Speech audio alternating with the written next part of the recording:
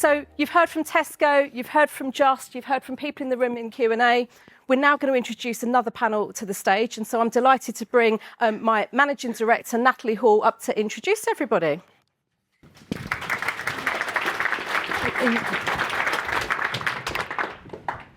So welcome to this panel session where we're going to be talking and exploring about how can businesses engage and retain midlife talent. We know there's no magic pill here when it comes to improving engagement, but I'm really delighted to be joined by 4 expert panellists who are doing really innovative things on the topic of engagement. So please could I welcome to the stage Steve from John Lewis Partnership, Ginette from Cornerstone, Morag from Moth Consulting and Rhiannon from Unilever. Thank you.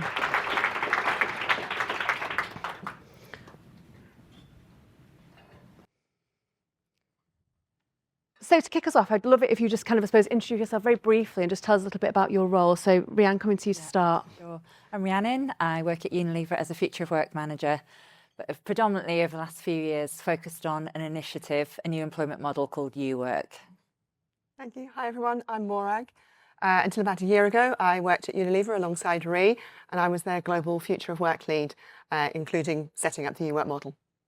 I'm Ginette Kilroy. I'm the Chief People Officer for Cornerstone. We're a mobile digital infrastructure company. We have 17,000 sites across the UK and an ageing workforce. So our age demographic is 54% of our people are over 50 already. So that's our challenge. Hi everyone, I'm Steve Whear. I work for the John Lewis Partnership. My main role is in shrinkage optimisation, a bit of a mouthful, but also I co-lead one of the networks, which is called Link Ages. Clues in the title, it's all about age and linking everything together. So we have a wonderful set of panellists here, and I'm hoping you're all going to store up your questions to ask them at the end, but we'll leave 5 minutes at the end. But just to kick us off, actually, I want to like to, I suppose, explore the topic of having visible role models and the role of ERGs within an organisation. So to start, actually, I'd like to come to you, Ginette. So talk to me a little bit about kind of the importance of having visible role models within Cornerstone and also the role of ERGs. Yeah, so this is critical for us in really getting people behind this message. So we have an allyship network. So we've only got 400 employees internally. So we looked at different resource groups. We've tried them in the past, but now we've pulled that in together to one allyship so we can look at inclusivity across the organisation and different demographics as opposed to having gender, religion as separate pieces. And we found that's really started to unite and use, as Lindsay was saying, using that umbrella of age to unite everyone together through an allyship network. And then having people openly talk about this topic. So from senior leaders who are themselves sort of level 50 plus, and most of our senior leaders, but also individuals at all levels leaning in. So we've rolled out Redefined, so them really talking about the impact that's having on them has then made our people, the engagement of our people really increase and feel included and feel listened to. And we're finding that it's having such an impact, and then them having open conversations. So for example, somebody talking about their situation and then go through Redefined. We've had 4 or 5 employees that are coming to retirement age have open conversations with their managers, and now their managers have had the training as well. Suddenly these people are coming and saying, can I give you 9 months notice? I'd like to work with you to find my replacement. I'd like to be involved in the recruitment placement. I like to, because I really care and I want to have purpose about what I leave behind, where before they'd never have had those open conversations. So in terms of succession planning and making sure we don't have that skills gap, that's been fundamental for our business in terms of having those open conversations and them being in a safe space and us protecting our business knowledge and expertise. And I imagine that resonates with a lot of organisations. I think that there's probably a huge amount of people in this room that only get notice for retirement, and actually being able to extend that to someone to say, I'm prepared to give you 9, 12 months and have that conversation early to help you transition knowledge must be really impactful. Yeah, massively. And I suppose over to you, Steve. So you co-chair Link Ages at John Lewis Partnership.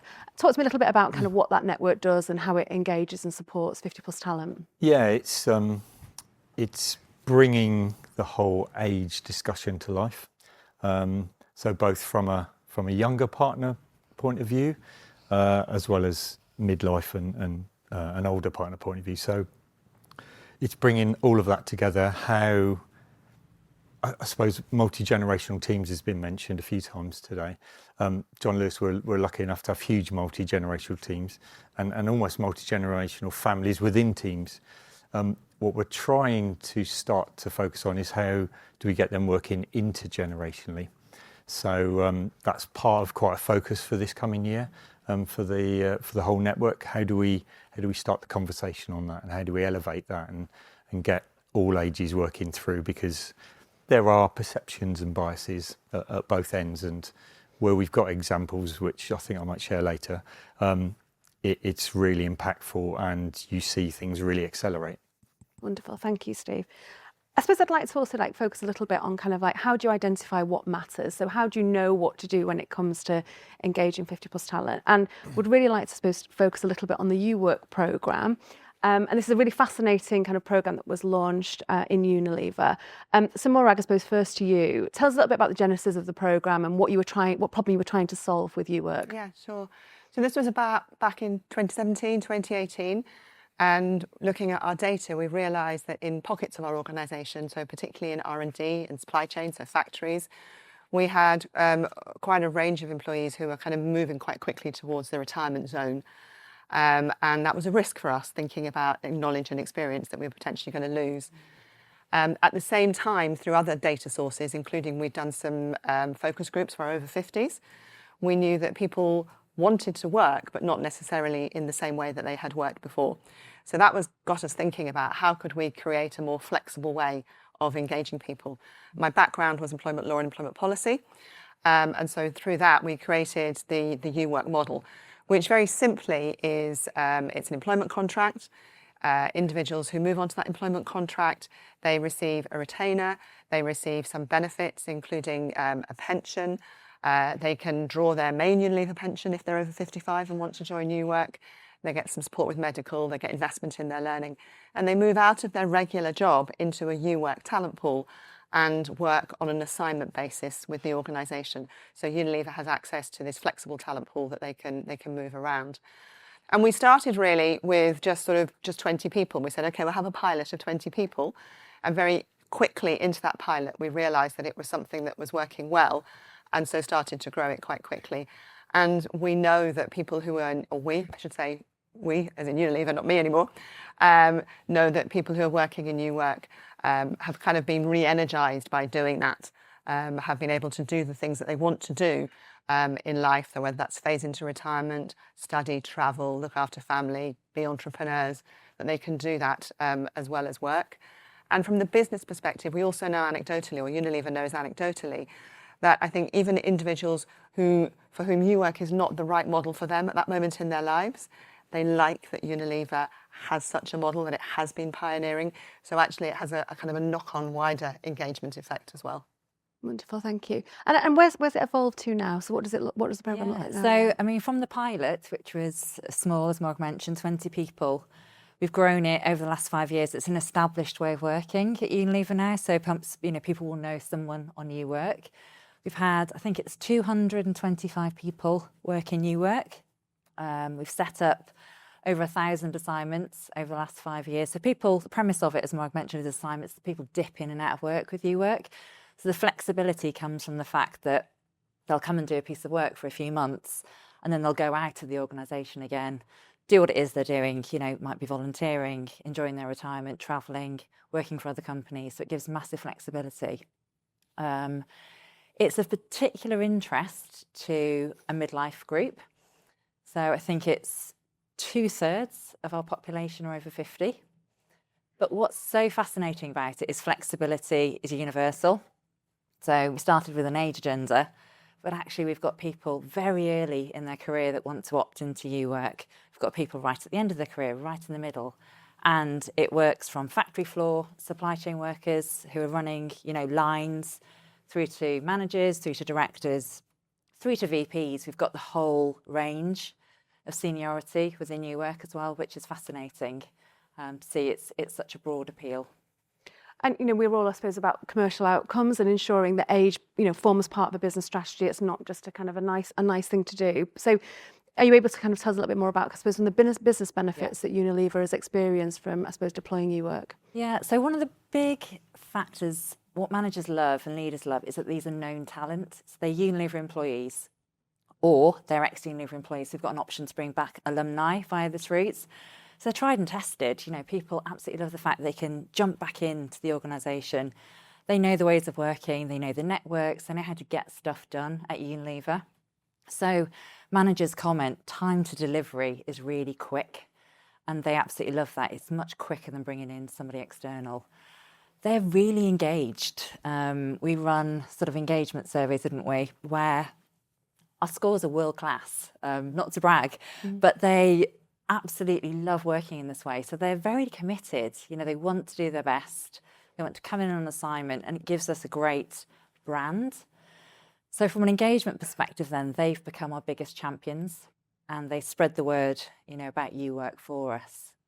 And I think that's the biggest part, is they're so engaged that people know that they're getting somebody that's going to do a great job, come in, deliver what they need to deliver. So we use it to amplify delivery where we need to perhaps bring in resource for something.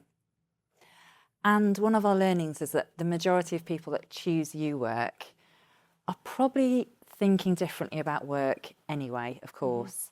So if you work wasn't an option, they say to us, I would have left.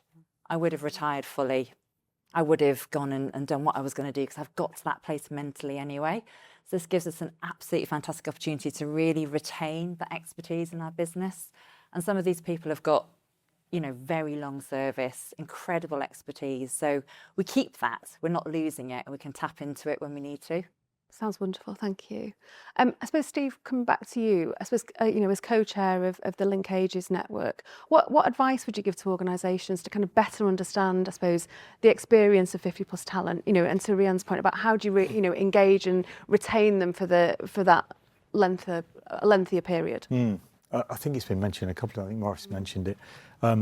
It's building the platform where there's some trust. People want to have the conversations, but they're nervous, and they're fearful if they have that conversations, and Lindsay mentioned it, then they've started the countdown to their own retirement. So I think the biggest thing is having that ability to build trust, to be able for employees to come and start that dialogue. That's the one, I would say, the biggest thing that is a blocker to moving anything forward from there. So yeah, trying to build that way of working where you encourage the discussion, not only people to come forward and have it, but know that there's then nothing that's going to come out of that untoward. It is a genuine, we need to know what your thoughts are and how we can plan what your future looks like, both career and if they want to, you know, drop to 2 days or, you know, work less. So yeah, building that whole trust platform for that conversation to take place. And it's interesting, actually, we heard that theme in a number of places today. I think, Jess, your question earlier from AXA was actually all around, I suppose, empowering line managers. And we've heard from Just about the Power Up programme. So the importance of line managers feeling confident to have that conversation, but also do it in a way in which is respectful and understanding of that individual's needs. So just first to Ginette, again, I know you've done lots of work on your kind of age strategy. You know, we were early Me Redefined Adopter, as you shared. I suppose kind of how has this helped you inform your age strategy? So where are you now and where's the focus going? Yeah, so we have just done our age readiness score. So 12 months ago we did it and we were 43, and we've just run it again and we've moved to 59. So in 12 months, we're really proud of that. We have changed a lot of initiatives internally in terms of how we support our people, and most of it's come out of the data that we've got from our people. So we have got data in loads of different ways from our people through, we had an intern that came in originally about 3 years ago and did a piece of work. So I came to an Age Pioneers event about 3 years ago, didn't quite know what to do with this topic, but knew it was really important for us. We had an intern come in and we sort of said to him, go and do your project on this topic. And so he did workshops and he did focus groups and he did a survey. And we found the reluctance initially of people sharing this information because they were like, why, what are you going to do with this? And then when we shared the outputs of it and then partnered with 55 Redefined, said now we're going to do this with it, they're much more open to coming forward. So now we had no data on our D&I. It's just something we didn't collect before. We now have 70% of our employees have put data in the system about their D&I stats, which we can, and then we're able to say, right, because we know this about you, we're now putting this in place, and then they share more with us because they can see we're listening to them and we're not making assumptions.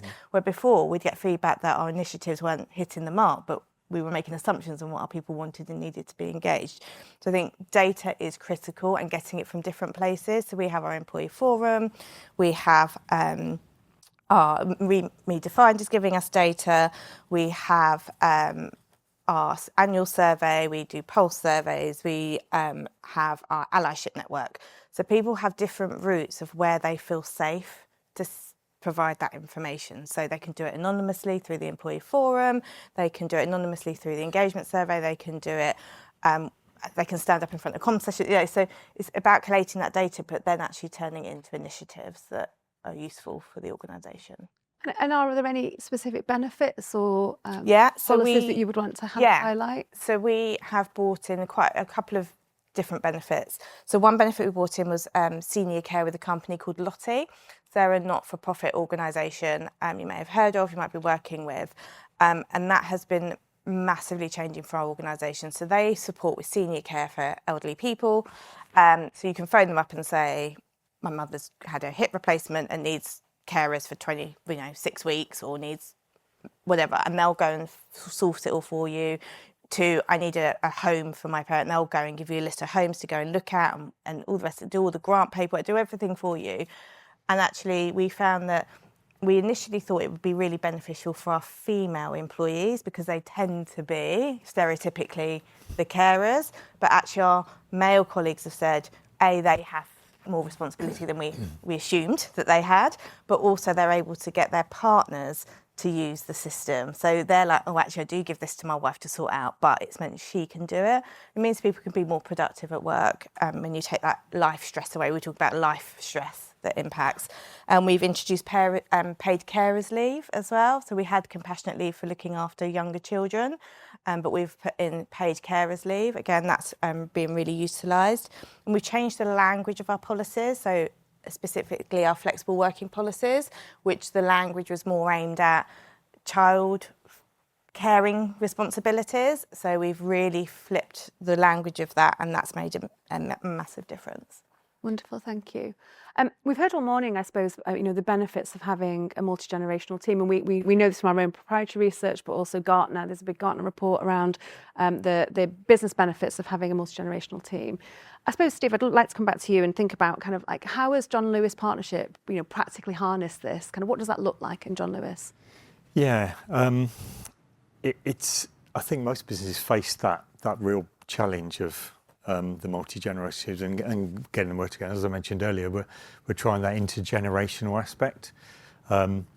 So we try and elevate stories that we come across. There's one that springs to mind in our transport division where young partners who recently qualified as HGV drivers were about to go out live on the road, and through feedback and listening sessions, were a little bit nervous. They'd done it in the classroom, they'd done it with people sitting next to them, but they'd never been out solo. And then on the other hand, there's a lot of new technology coming into cabs. And the older partners was like, oh, this is really stressful. I just want to drive the truck. And so the leaders within it was like, oh, there's kind of two ends of the spectrum here. We need to work hard about getting these two parties working together. So they put older partners with the younger partners on their initial first month. And what they found was there was a real kind of meeting of hearts where the younger partners really understood the worth and knowledge of the older partners in terms of truck driving in the real world and motorways and towns. But through just conversation within the cab, the younger partner was like, oh, this technology, this is easy. Let me show you how you do it. And suddenly it went from older partners having certain perceptions, as we know, of younger people coming through, and vice versa, to them all understanding, we've all got a part to play here. And I now see the worth that you bring to the table that I can tap into, and from both ends. So we try and elevate stories like that, and encourage leadership throughout the partnership to follow that and think about how they can get that kind of bringing together of the age groups. And kind of there's other tools we have, mentorships, reverse mentorships, all of that. So it's a big dialogue currently of how are we going to make sure that's happening throughout the partnership, encourage leadership to take that step.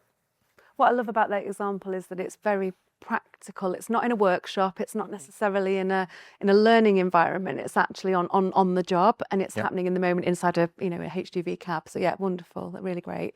And I suppose just to you, Rhiannon. So how does what are the benefits that Unilever is seeing from kind of multi-generational working? Have you got any examples that you might share? Yeah, so quite similar to Steve, actually. What we've done in the UX space for this is set up assignments specifically for that purpose.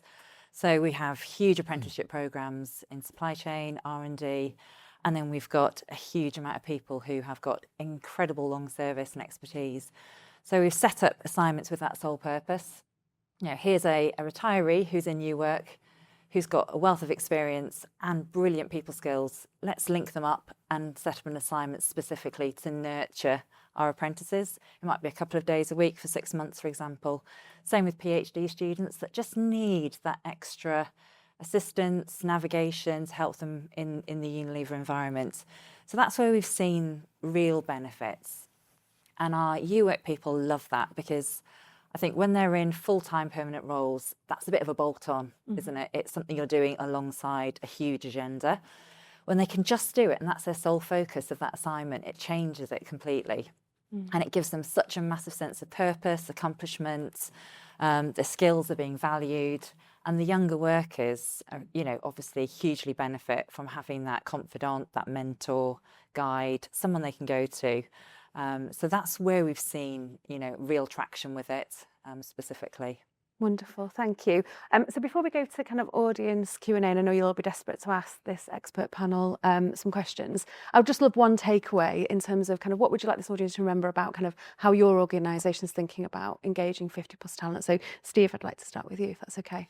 Yeah, in all the ways we've been speaking about, there's not just one way of doing it.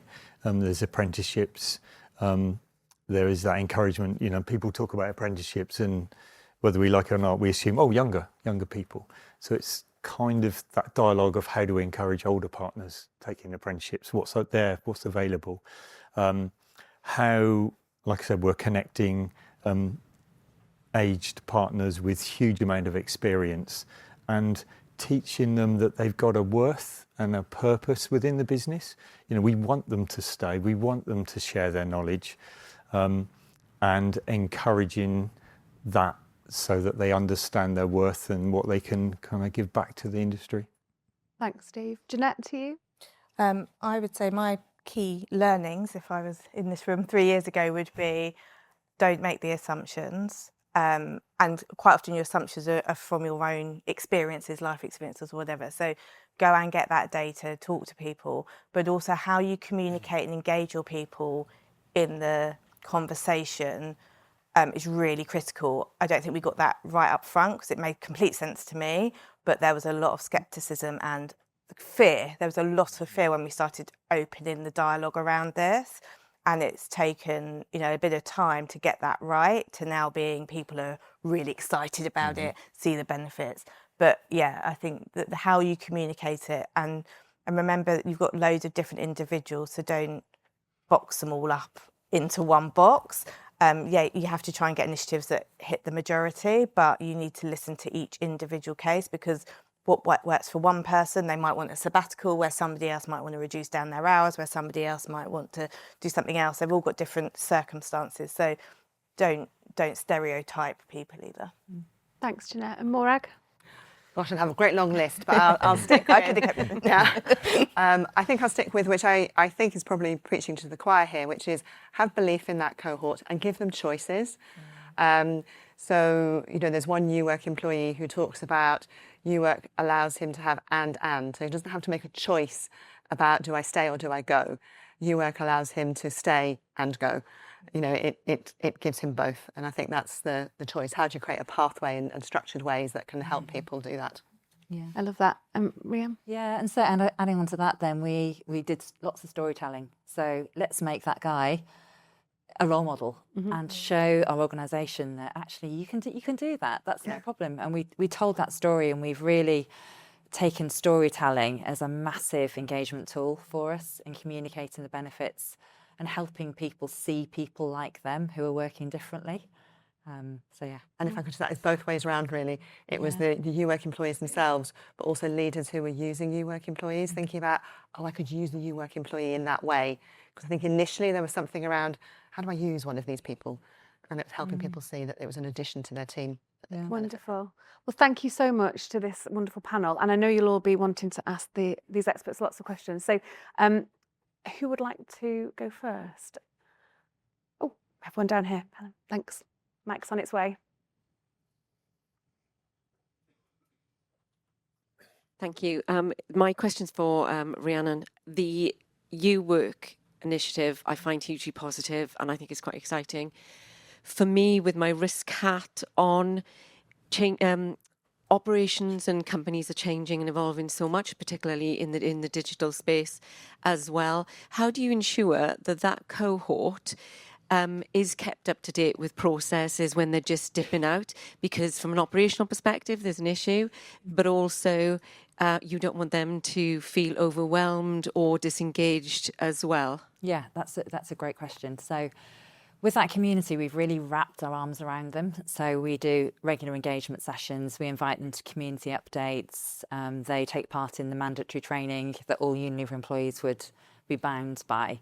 So I think that's an active choice on our behalf to do exactly what you're saying, to minimise risk, make sure that we keep the engagement with them as well. Because actually, if you've not been in the business for 6 months because you've been somewhere else, how can we keep you updated? We have newsletters, engagement surveys. We don't treat them that differently to somebody who might be here full time. We just have to be quite intentional with the communications we do with them. Thank you. Any other questions? Oh, Andy's got one. This one's for Ginette. Loved your stories. Be very interested to understand how you squared off the commercial reality of providing a change of policy and more flexibility with your CFO. Yeah, I think probably the biggest one, which I probably should have mentioned, is we've just changed our private medical insurance to have medical disregard, which was quite an investment for us, for a small organisation. So it increased our medical bill by 200,000 for 400 people. So that was quite an ask. But they've seen the benefits of retaining people for longer, from the recruitment, from the knowledge, from the expertise, and themselves, right? And so we were saying, look, if we're saying we want people to stay with us longer, and they're going to have more medical issues potentially, how do we help them get fitter quicker and get them back to work or in work longer? But actually, again, the assumption was it's going to benefit our more experienced employees. But actually, the benefit has also been from our right across the board, with people that have now put their children on because their children have got conditions that wouldn't have been previous, and now they can get treatment quicker. And the stress where they were having to take time off, or they were having to go to hospital appointments, and the stress and well-being. So actually, the impact of that decision, the money's made itself back within months, right? Because the productivity, the retention of people, and we're able to attract talent. So we're getting quite a few people that are coming to us and saying, I've got other offers, but because what you're doing in this space, we want to come and work for you, because the telecoms industry, I know BT are great at this as well. We've been on a couple of panels with BT before, but I think the rest of the telecoms industry is not quite there with us yet on this agenda. So yeah, it's helped us. Perhaps one final question. Lady down in the audience here. Thank you very much. I'm Paulette Cohn from Radius Networks. I wanted to ask, unsurprisingly, a question to Stephen. Share it out across the panel. Really great stories about the power of employee networks, and in particular your network here. it's truly intersectional as a theme. How do you work collaboratively with your other networks? And the reason I haven't asked Ginette is because you've got a wonderfully collaborative allyship network that already does that. So I'd love to hear more. Yeah. Previously, up until the beginning of this year, it's been very much left to the networks to kind of cross-reference, work together, support one another, and obviously we're the only one that links them all. So we were quite busy. D&I, who we form part of, have now set us up with a professional organisation of how do we work better together. So how do we take all the good practices that we've done over recent years and kind of really elevate that? One of the things that they talked about in a workshop we did was around how do you promote your network, and then how do you keep that theme running throughout the year, and how do you then link in the other networks to that, so that partners within the business who maybe just with our network start to go, oh, actually, I could possibly be part of other networks as well. I don't solely have to be here, and I'd find benefit from those. So that's something that's quite exciting this year. It's, like I said, it's been kind of between one another as the networks and the leads, but it's going forward in quite a pacey way and being slightly more professional with this outside business kind of guiding us on experiences and knowledge that they have and how we can elevate it. Wonderful. Well, thank you so much. Please do not forget that you've got the QR code on the back of your landline. If you would like to ask our panellists any further questions, then please do put them on there and we'll get those questions to them. So, but thank you. Big round of applause. Thank you so much. Thank you.